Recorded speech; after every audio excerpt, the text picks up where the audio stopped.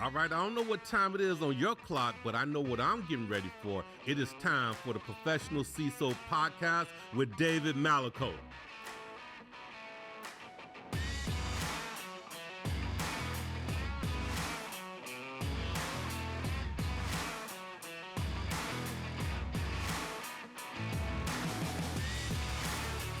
All right, gang, welcome to the show. Got another commentary this week. This is one that I've been percolating on for quite a while.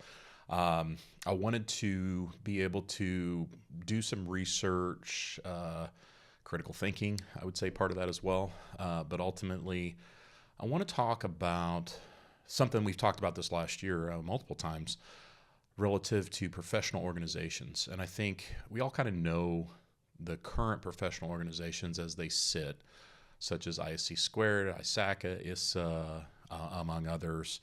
But there's this movement now to maybe change that, right? But I think a good observation here is that the role of the CISO is changing, and so I think it's a pretty good idea that professional organizations that represent our interests must change as well.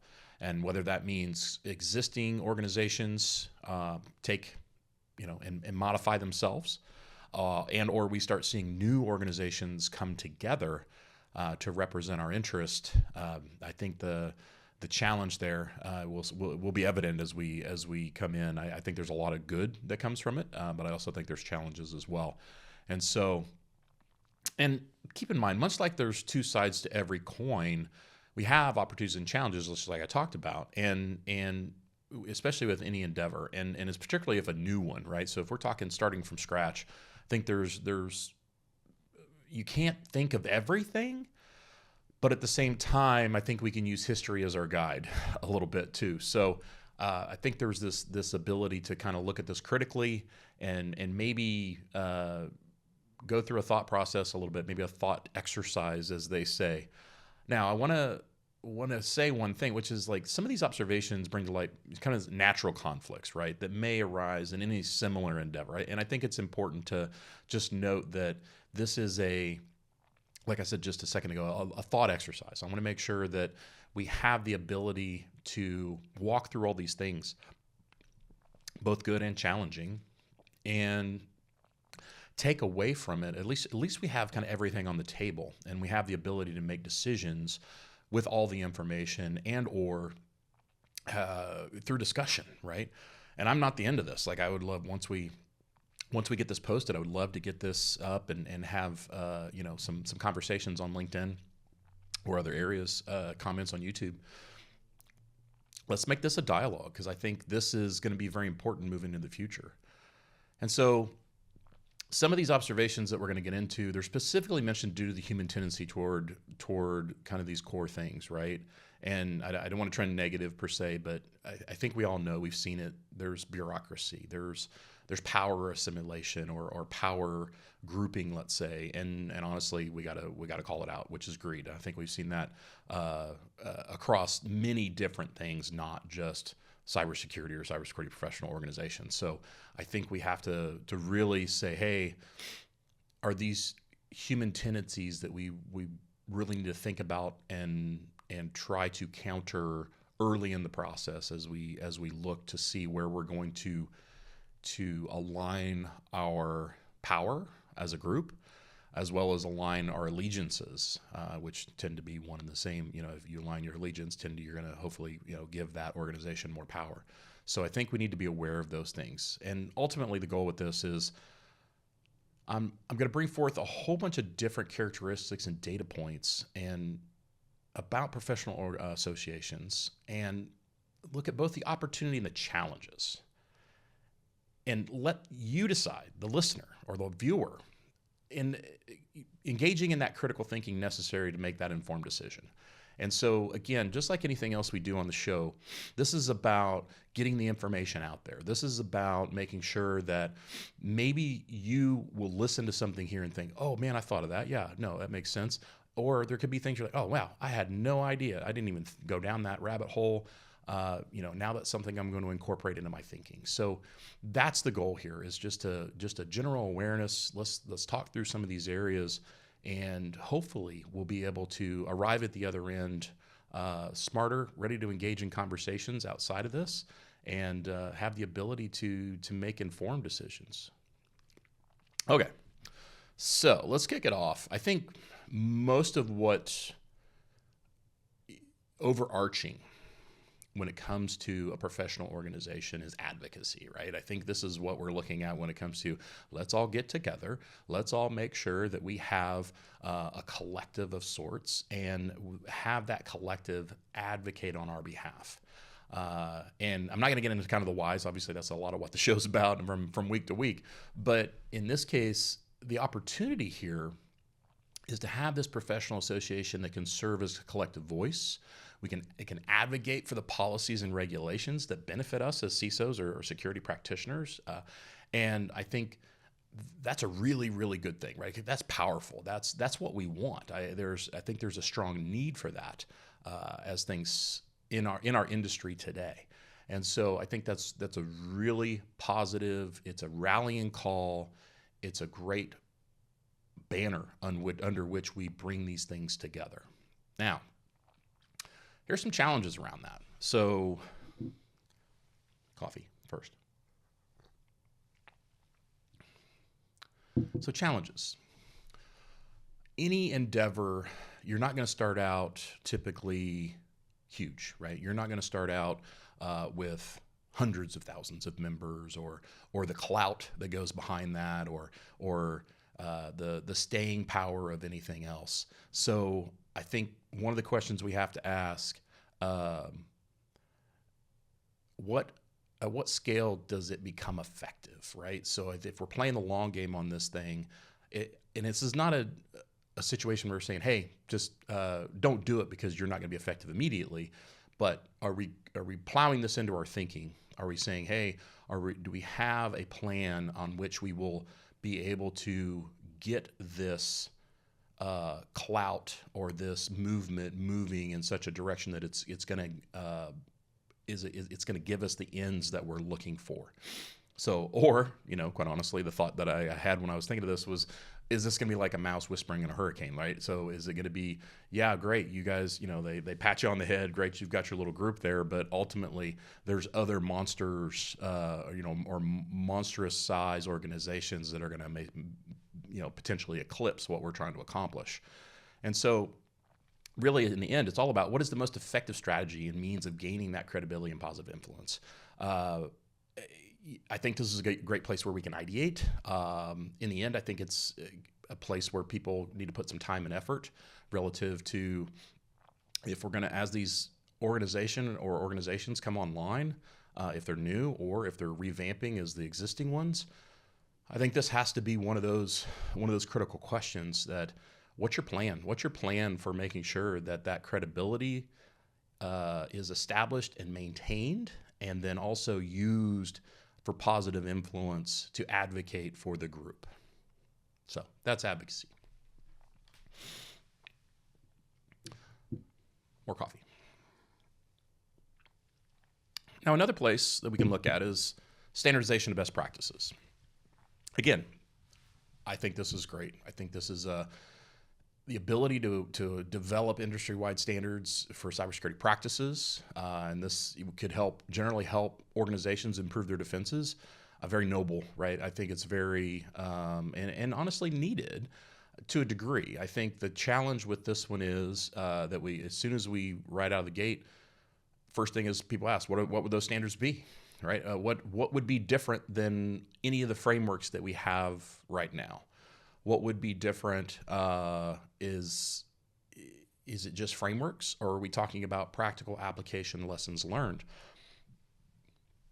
I think we talk about a lot around, are we doing security for compliance sake, right? So the checklist mentality, does this feed that?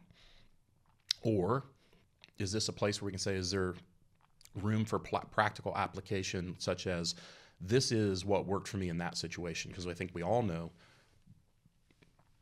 not everything applies to everybody. And yes, there could be some good general standard things, but again, then I would challenge people to say, how is that going to be different than anything that NIST has brought out or ISO or any of the other frameworks that we already meet or that we already have in our industry. So the challenge around this for any organization, again, either revamping or establishing new, is how are you going to differentiate this, or is there a critical decision where you say, look, we're going to support what is commonly accepted, which, again, I think people are probably chuckling right now because, okay, what is that? Because again, I think we have all these different areas that we work toward, and it just depends on which one you choose, which one you're more familiar with, which one applies more to the organization that you're working.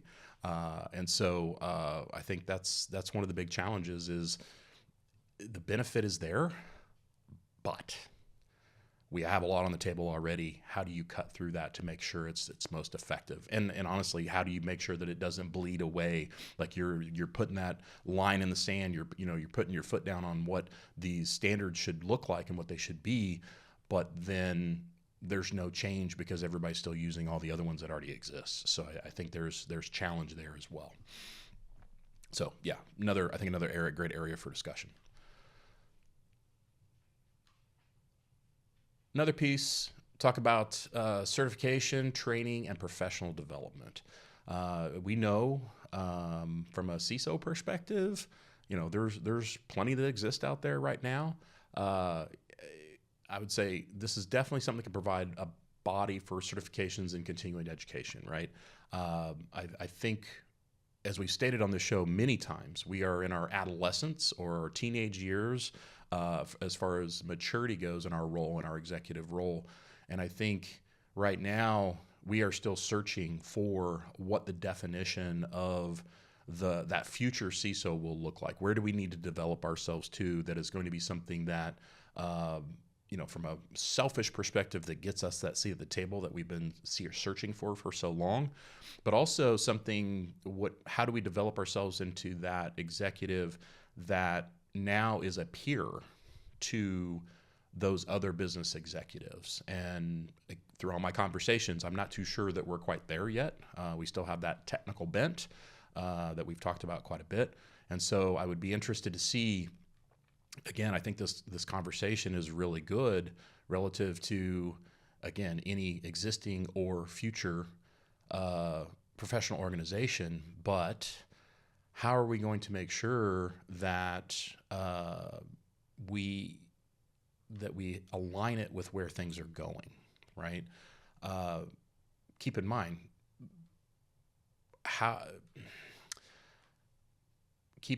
that we're on a journey. I guess that's what I was searching for. And how do you build in to a professional organization that represents that journey, and not just it represents, but acknowledges it right out of the gate and say, look, what we put out today, we're going to change a year from now, 2 years from now, 3 years from now. And then I think an interesting part too that we need to think about is, let's think about the folks that are hiring CISOs, right? How can we make it easier for them to be able to look and say, hey, this is what this is the type of CISO I need, whether it's CISO personas, we've seen those kind of put out there before, or whether it's versioning like we talk about 1.0 and 2.0. But I think there's the ability here to say, how do we align, how do we engage with potential buyers or folks that have bought, find out what is effective, and then basically give them the ability to have that say. Because if we're doing it all in our own vacuum, or what we think is right, I'm not too sure we're going to get there, because, again, the challenge that we're seeing today, where we're in that adolescence, we're trying to find ourselves, we're trying to define ourselves, and everybody's kind of doing it a little bit differently. So the whole idea behind the professional organization is you're pulling people together and standardizing, right? And you're pulling people together and basically defining for them what a CISO is and should be. But if you don't talk to your buyer, how are you going to know? And so finally, in this point, another challenge I think we need to think about, which is, how does this type of certification keep up to date in a field that consistently experiences rapid change, right? And a lot of people could default and say, well, the technology changes, but necessarily the principles around how you secure that technology or how you manage or lead the folks inside of that technology, understood there. But again, even in the last year, we've seen a pretty rapid change on what the definition of a CISO is, and what the future holds. I can say to a person, most people that I spoke with outside of cybersecurity acknowledge that they think the cybersecurity and the leadership, i.e. CISO, is going to change in the next year, 2, 3 years from their perspective. So this is, folks sitting on the outside. So I think there is an interesting thing to think about, right? So what does that look like from a professional organization side, going out and engaging the people that have hired or are hiring or are in the market for CISOs, getting their feedback, understanding exactly what they want and what they're looking for. And then there's also obviously there's education opportunity there for them, right? And so it gives you almost an internal way to level up. So I think there's challenges around the certification piece. I think we're kind of awash in certifications to a degree, and is another one going to help us? I think the challenge, one of the biggest challenges, is without these things that I just talked about on the challenge portion of this. I think you're maybe on a path to going and repeating what already exists. So just again, things to think about when we're rolling down that road, when you as an individual are choosing who you want to align with and who you want to give your money to, when it comes to your certification and or alliance or putting your hat in the ring with a specific professional organization.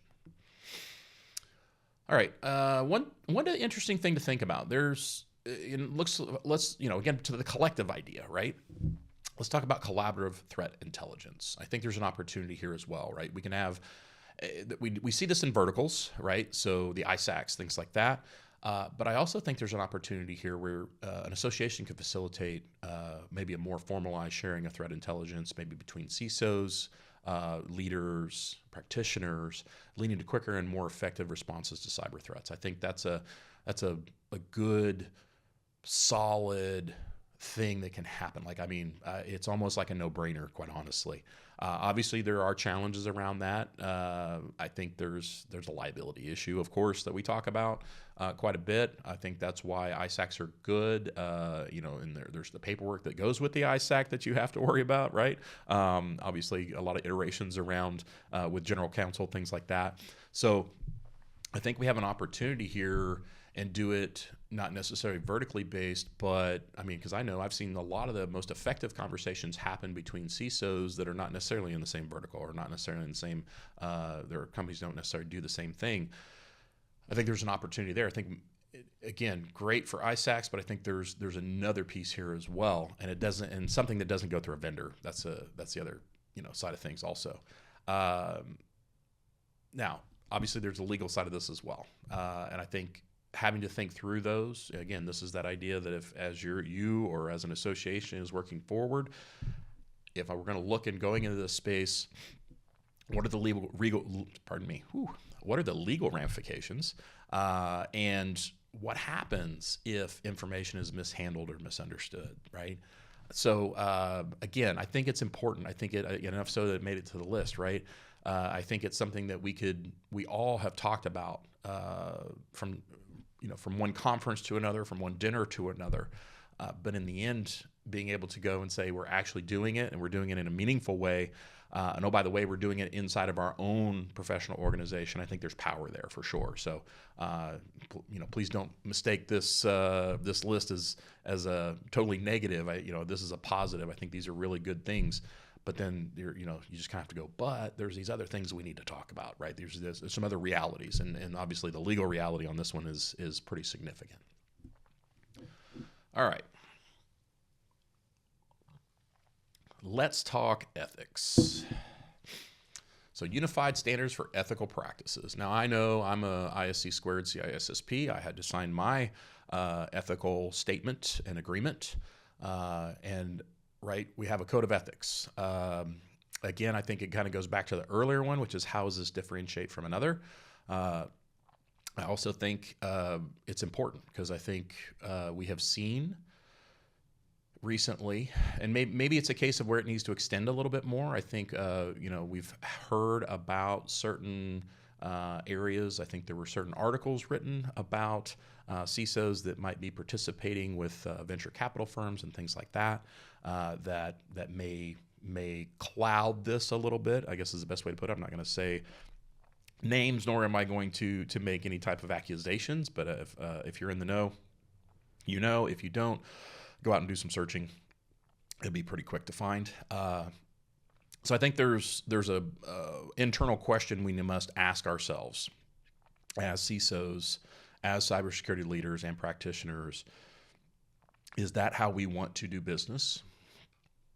So I think the opportunity there for sure is moving forward. We have the ability to say, we're going to make sure that everything we do is above board, right? I've heard it more than once, and I even say it myself.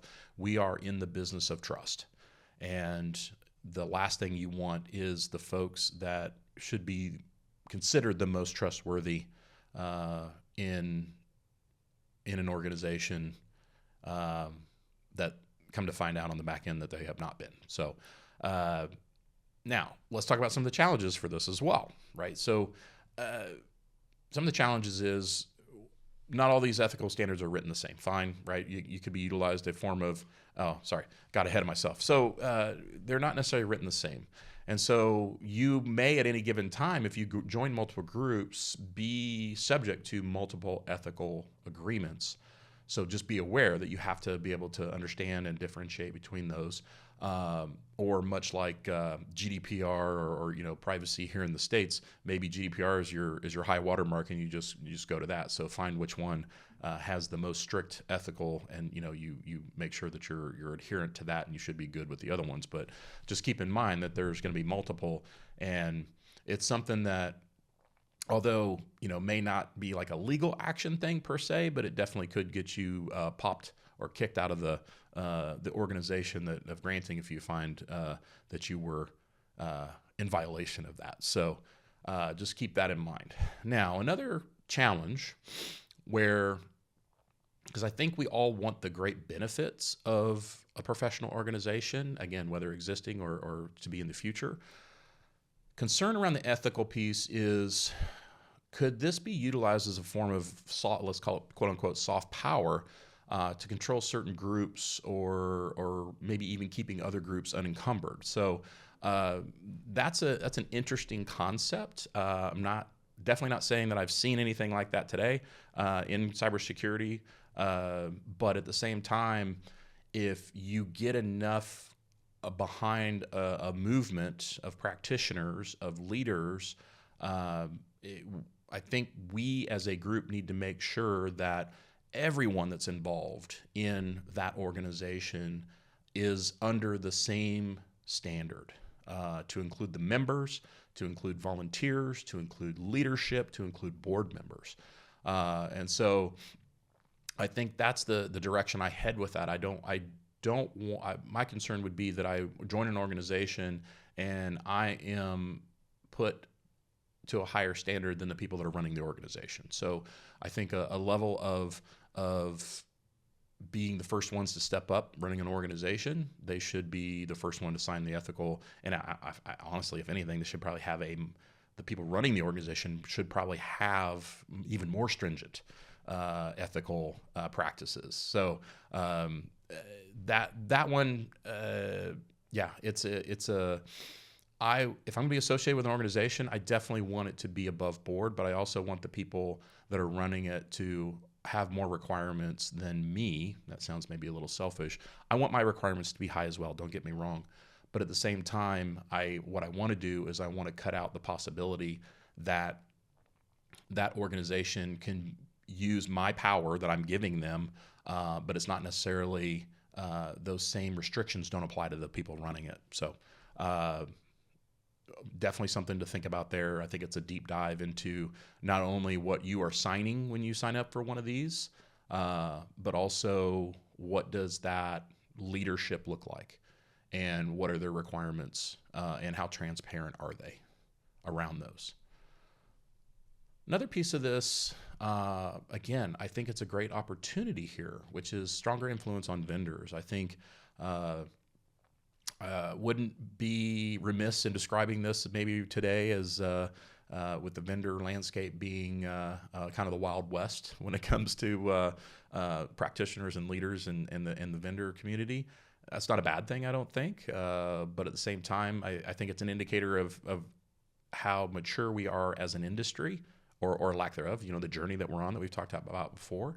So I think there's an opportunity where a collective could come in and exert more influence on vendors. Like, there could be better pricing, there could be better transparency, there could be better customization of solutions. I think there could be better, I don't want to say bargaining, because that really moves into like collective bargaining and all that. And that's not what I'm looking at. I'm looking at more, what about to be able to come in and say, look, here's the trends that we're seeing as a group. And if you're going to look out and develop a tool or develop a capability in your existing tool over the next 6 months, 1 year, 2 years, here's what we're seeing in our world, right? Now, I know vendors spend a lot of time going and trying to get this information individually, one to few, very one-to-one almost. In this case, I think this is a very positive thing where we could come together, have a series of workshops or a series of surveys that come in and provide the what's on the future mind of sitting CISOs and practitioners. So again, I think it's a great opportunity, but of course, we're going to have the challenges that go with that. And I think one of the areas that you could really slip into is this idea that as this pressure comes, then vendors move into this homogeneous solution, kind of mode where it's kind of the same for everybody. And I know we all know for a fact that doesn't work, right? We have the wide variety of tools that we do because not every company is the same, like we had stated before. And then, not just homogeneous solutions as far as like feature sets and things like that. And then it's one size fits all, right? And so in this case, when you're, it may be a case where it comes in like this good idea and this, you're doing this for all the right reasons, but in turn, you have some unintended consequences. And those are which, you don't have, the vendors stop doing certain things because now they're kind of not doing the research anymore as much, and they're use a single source. And here we come to just not having as wide a variety. You get a kitchen knife and you don't get the Swiss Army knife anymore. And so it could stifle development of and innovation, right? And even competition for that matter. So I think I think the idea is good. I think it is making sure we define the limits up front of exactly what this is. We don't want it to be collective bargaining. We don't want it to be a unity play where it stifles this innovation. We want people to continue to come in, spend money, develop a tool, pivot when, as they find market fit, at the same time, provide the value to these organizations, to these vendors, but step back enough or stop soon enough to where it doesn't move into that stifling of innovation. Again, I think be advisors is a good way to kind of think about this, and not necessarily move into the area where you start the influence operations. Okay. All right. Now another one, again, I think very, very important: public awareness. Right. We have this amazing opportunity, and I think this is well needed, has been for a long time, and will continue to be into the future. It's promoting public understanding of the CISO role, cybersecurity. What do they do? How do we do it? What its importance is, and enhancing the profession's visibility. Right. I think one is you have a lot of folks out there today that have no idea what we do. These are the guys in the black box that just go, protect our stuff. They work that magic, right? I think there's others that, I have a little bit. You monitor everything I do, right? We've heard that one before.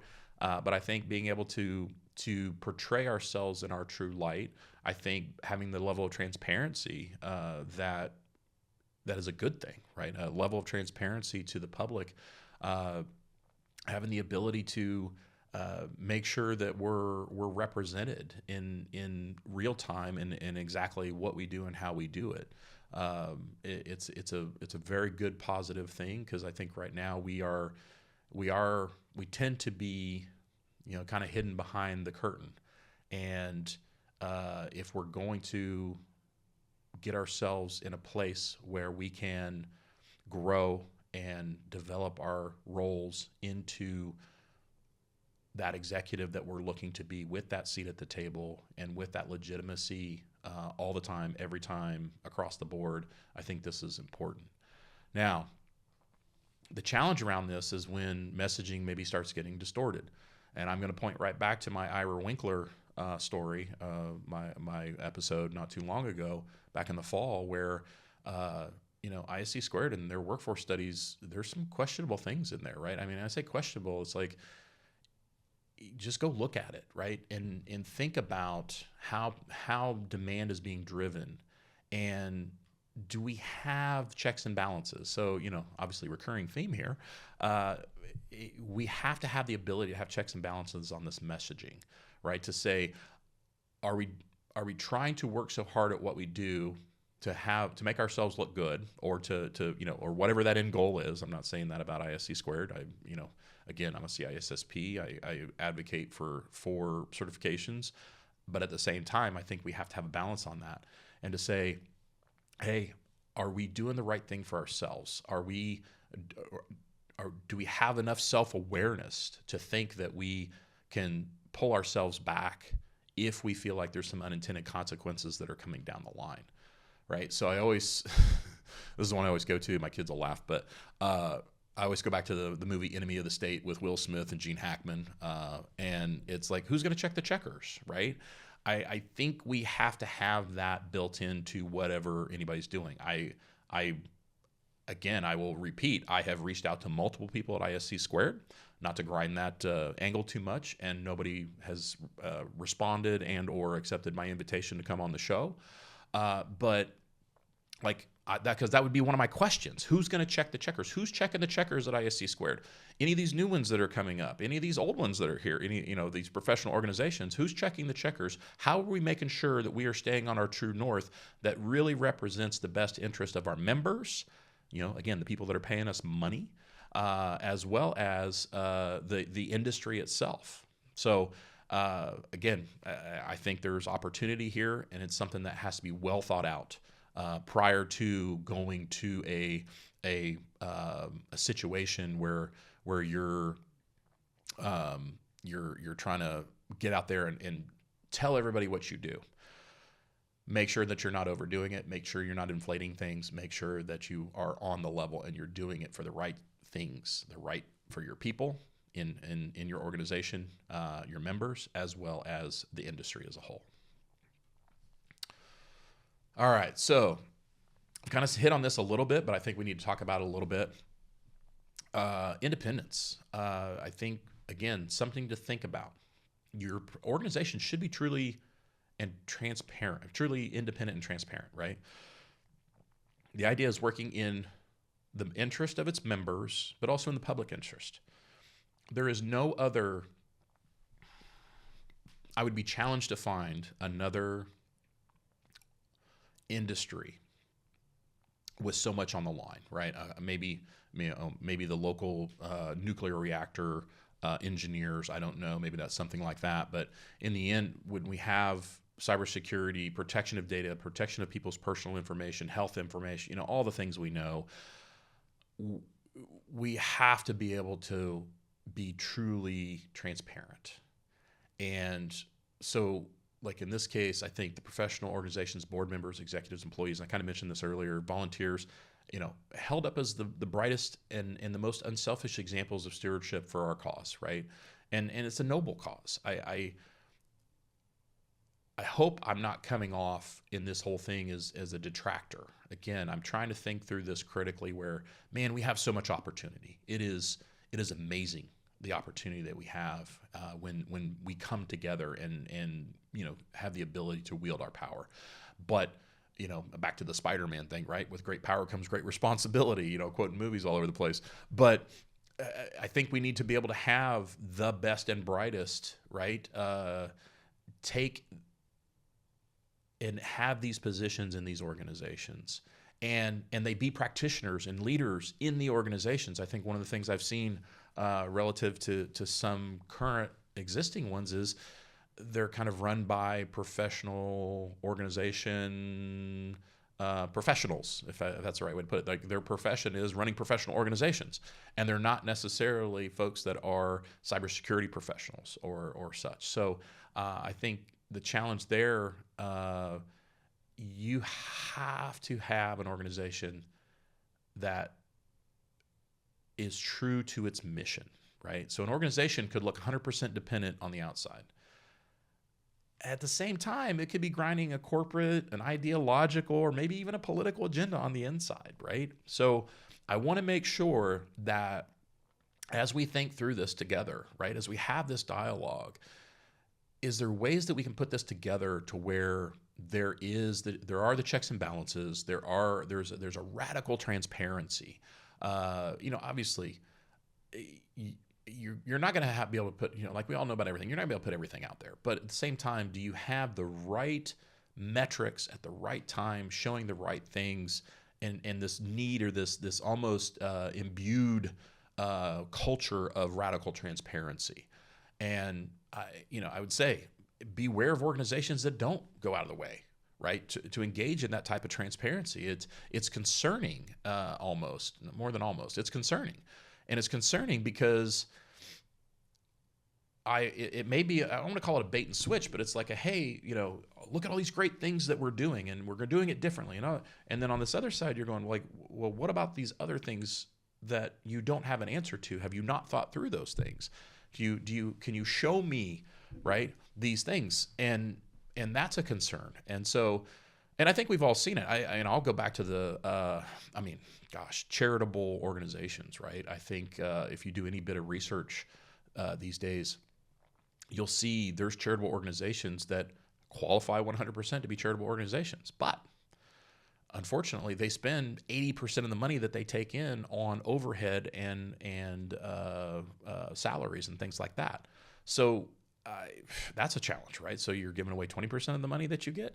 And it's still legal. I'm not saying anybody's doing anything, but at the same time, how effective are you going to be if you're not, And so, and there's no accusations there or anything like that. Again, it's a cautionary story. I think there's the possibility that organizations could go that way potentially. So it's like a buyer beware. Go check.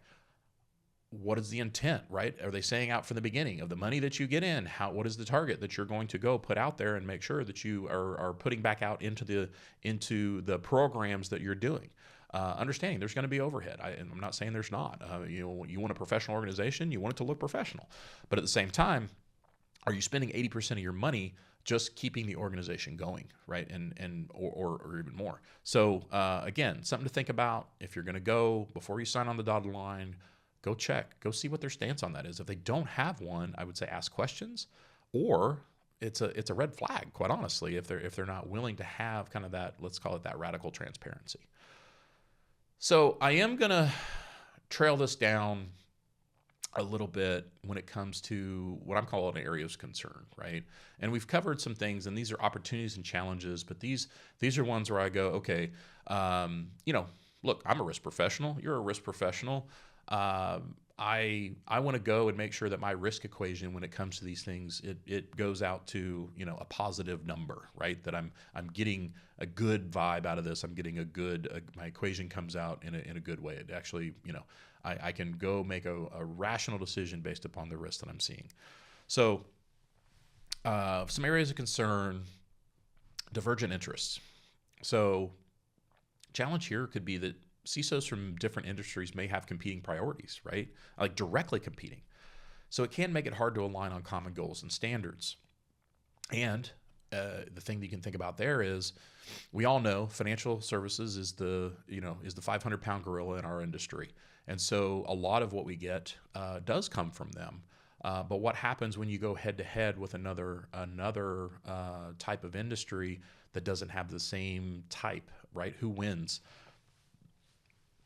And I'm not sure that we need to have a winner. I think, again, keeping in mind that these organizations, these professional organizations, acknowledge that there could be divergent interests and that they have to be able to account for them and or make sure that the outcome is not one-sided or aligned only to the people that bring the most clout and the most money.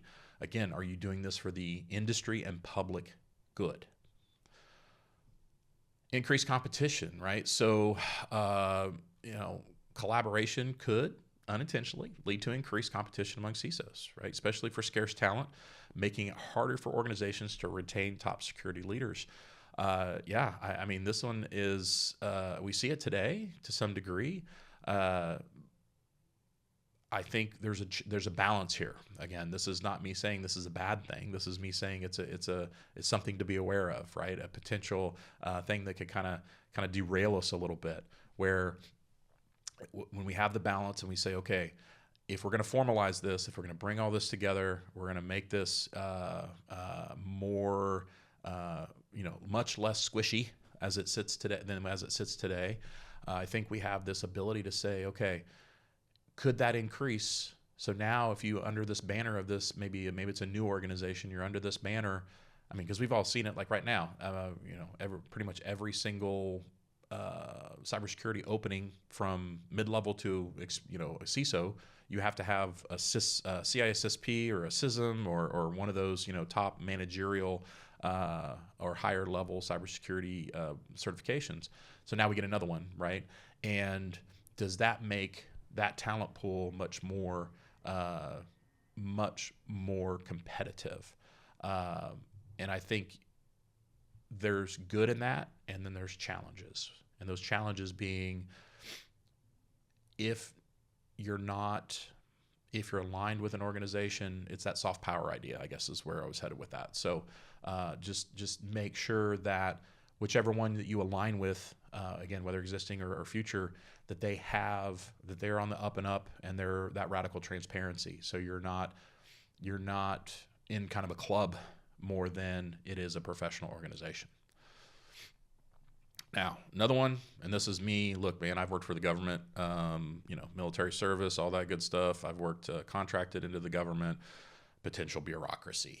And I think we're seeing today with a lot of the stuff going on with Doge and things like that, whichever side of the aisle you sit on, there's a lot of bureaucracy going on in our government, more than a lot. And so obviously associations do often require governance rules and processes. And what you don't want them to become is cumbersome and slow down decision-making or innovation. I think having, again, that transparency and that outward statement of saying, we are here to serve you. We are here to make sure, we are anti-bureaucratic. We want to make sure that everything that we do as quickly as we can, as intently as we can, and for the right reasons. And so if something is not moving as fast as it should, there should be a darn good reason why. And so keeping the bureaucracy to a minimum, and typically transparency is the key to that, right? So obviously, if we're seeing a theme throughout this entire episode is the transparency. And I'm not seeing any one single association right now that has that. So I'd say that's probably my biggest grind on anybody, and that's existing or even ones that are in formation or ones that, and obviously not in the future because we haven't seen them yet. But in the end, the bureaucracy kills, and nobody wants to give their money to some blob that just goes and kind of wields soft power, and you don't get a lot for it.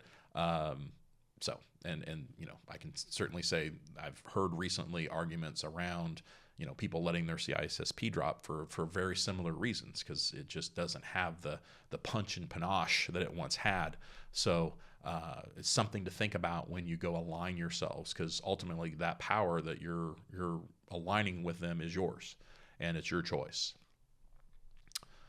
Cost of membership, right? So I think fees, we can talk about economics or dynamics of demand and supply and all that good stuff all we want, but in the end, some of these fees could be pretty high. I think there's, when you look at it from specifically if it's just a CISO organization, I think there's this idea that, hey, CISOs all make big bucks, and you may actually get folks that are not. What about those public sector CISOs? What about those CISOs sitting in a job at a city or a county or a state agency?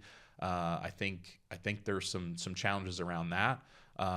Especially when it comes to the folks with maybe fewer resources. What about foreign folks? Different economies across the globe. So I think you don't want to get in a place where you're limiting inclusivity and diversity, right? So I don't know. It depends on the organization, but I think you have to make it to where it's enough, right? So you keep out the wannabes is the best way I can put it, right? You want folks that come in and are committed to the cause, so to speak, and willing to put hard-earned dollars toward it, whether their company is or not. But also you want it to a point where you have those folks that are pure and want to do the right thing and they want to be a part of it, but maybe their circumstances don't allow them to. So I think there's something to consider there. Another thing to look out for is kind of this over-standardization. I think we touched on it on the certification and standards and all that, but standardization can be good. I think it's a good thing. I think it's good to understand. We've talked on the show a lot about the generally accepted accounting principles, or for us would be generally accepted cybersecurity principles. Unfortunately, too, it also can stifle creativity and flexibility, and as you move more people through the pipeline, you may feel pressured to conform to widely adopted standards rather than innovative solutions. So I think there's a balance there to be had where, look, yes, give me the guidelines, right? I almost look at it like moving, like traveling, right? If I'm going to get in my car and drive from here to Denver, right? There's multiple ways that I can go. And what road is best for me and my driving style and how I want to do it and how fast I want to go and how many cops I think I'm going to encounter, I think that's the challenge with this is there's a lot of different ways to get there. And I don't want to say, oh, you can only use, 35 to 70, right? I-35 to I-70. So I think the key here being give us some structure, but make it in a way that I can make choices and show my work. I think that's really kind of the option that I would look for that gives me, don't take me out of the equation, right? Empower me. Don't make it to where we become a compliance-driven role, right? So, again, something to think about there.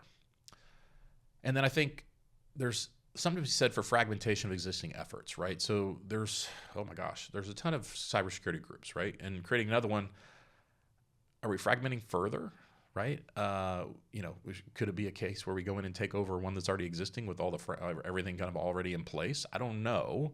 Again, more of a thought exercise on this one, quite honestly.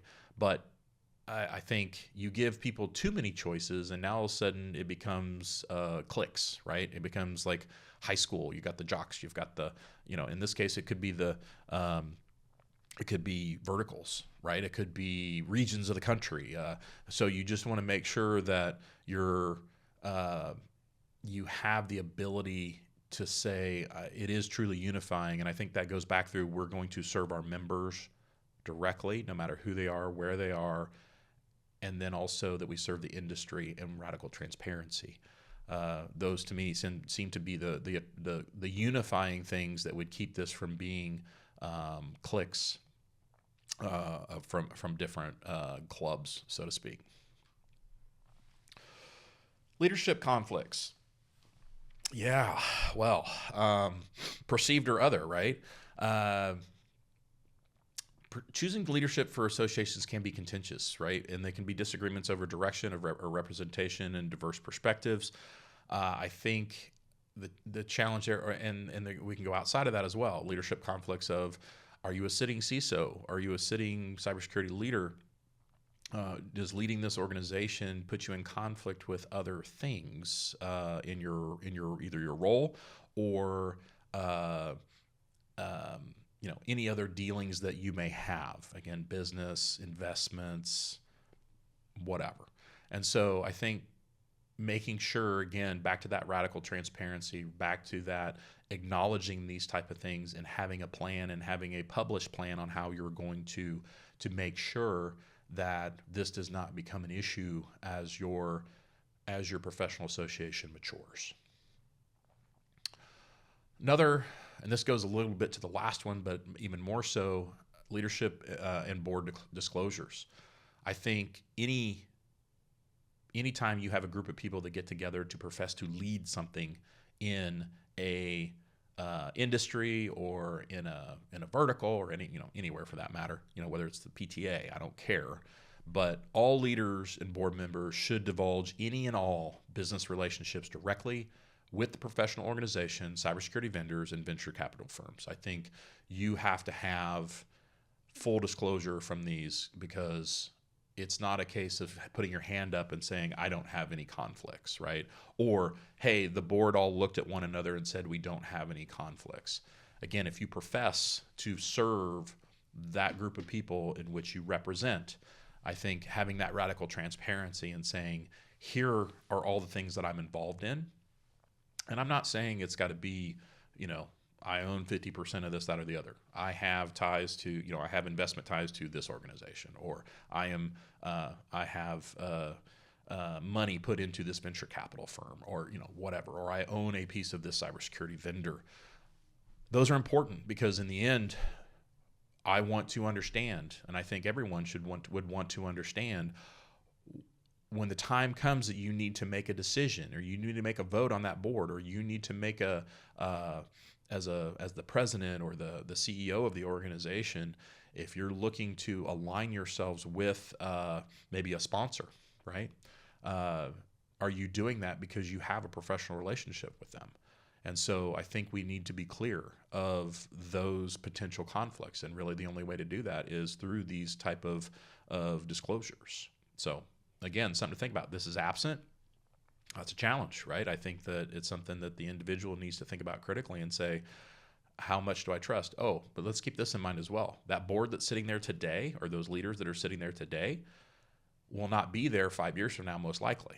And so if this doesn't exist today, it's very hard to put it in retroactively. So therefore, as you go further, you say, okay, I trust all these leaders today. These are great people. I know them all personally. But then 5 years from now, when that organization changes over, that leadership changes over, the board members changes over, and you get a bunch of people that you don't know, now how do you know that you can trust them? Or, and again, radical transparency and disclosures. So finally wrapping this up. So any group of people that are starting a cybersecurity professional organization, or running one for that matter for right now, to me, I think these are all things that we just need to think about at a minimum, right? These are kind of the table stakes, because I think if we ignore any one of these in isolation, then there's a potential along that avenue for kind of, I say human nature, but it's as time goes by and as iterations go by of any given thing, you tend to, no matter how noble the cause is when it starts, you tend to have an erosion. You can look at, the difference between what our founders of the United States of America thought back in 1776 and how radically different things are today. So things are going to change. And I think having some things in place to say, can we get in front of these and make sure that we have the ability to have that oversight? Have that ability to have that oversight. Have that ability to make sure that everybody involved is and are doing it for the right reasons. So, not an indictment on any current or future organizations. I've mentioned some names as examples. I'm not saying everybody that's doing it is bad or evil or anything like that. I think we have, again, as we mature as an industry, as we mature in our roles and as leaders, I think we have that ability to come in and say, I think we can do this better. And as our role changes and as those professional organizations change to meet our needs, then we need to be able to consider these things and require them from these organizations. Now, finally, the goal here is to carefully consider not only the considerable upside of a powerful, responsive professional organization, right? I mean, let's be very clear. That is the goal, and I think that is very important, because I think if we don't have that, we will be left behind, right? We will not be able to harness our power. But I also want to thoughtfully explore, kind of think we're walking down a trail, where we're going to thoughtfully explore these knee knockers and brambles that may present themselves across our path. And as this organization finds its identity and fully develops, right? So just keeping that in mind to say, hey, this is all positive. I brought up a lot of things that are, yes, but at the same time, those are required for a critical thought process and a critical conversation. And that's the goal of what we bring to you. So if you're considering either a current, and you have to weigh that as well. You have to weigh the current ones. If it says you need a CISSP and you're working through the CISSP, maybe that's where you need to be right now. But as your options become larger over the next year, 2 years, 5 years, and you start having more of a say, get involved and ask these questions, right? And make these statements and make these requirements. And I think that's the ability that you'll have. So just want to make sure that we're empowered, right? I want to make sure that we're having the critical and provocative conversation. So there we are. So again, thanks for listening. I appreciate the time, and hopefully you found this useful. Would love to drop a comment when you see this on LinkedIn, see this on YouTube, any of the other platforms, and we appreciate you. We're professionalizing the CISO role, so please subscribe to the Professional CISO Podcast.